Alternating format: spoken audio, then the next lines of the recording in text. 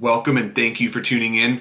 Following a heartbreaking close defeat to Butler in overtime last week, St. John's had plenty of time to think about this game against Xavier, and with the Johnnies fighting for an at-large bid in the NCAA men's basketball tournament, they went out and delivered a crucial 93-84 win at Carnesecca Arena.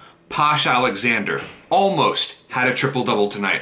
What a stat line he gave for the Johnnies, finishing with 15 points, 9 assists, and 8 rebounds. I mean, what an absolute menace. Every time he steals the ball right below the basket and then scores, it just has to be devastating for any team that goes up against him, knowing that you cannot lose focus for a second, even a half second. One instant of not being ready for Posh the Menace can lead to disaster. So Posh did an incredible job in this game. Of course, was a little bit cold shooting from downtown, but he attacked the basket, he got his teammates involved, and played his signature suffocating defense.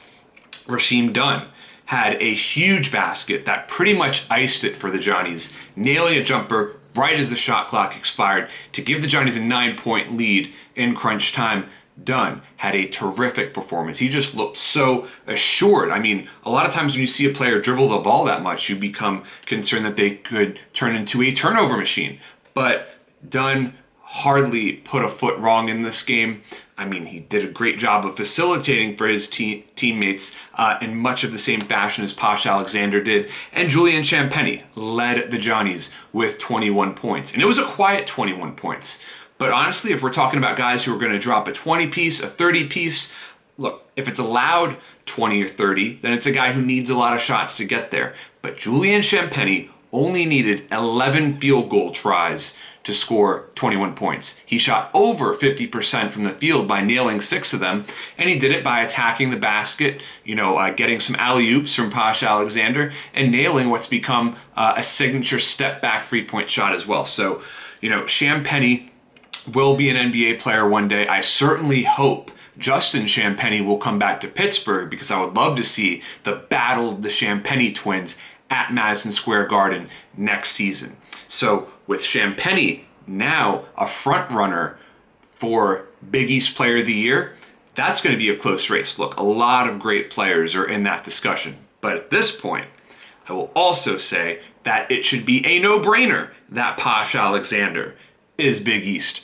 Freshman of the Year. Just a joyride to watch this kid develop and improve with each game and lead this team. And when you have a leader like Posh Alexander running the show, you can also get great bench contributions.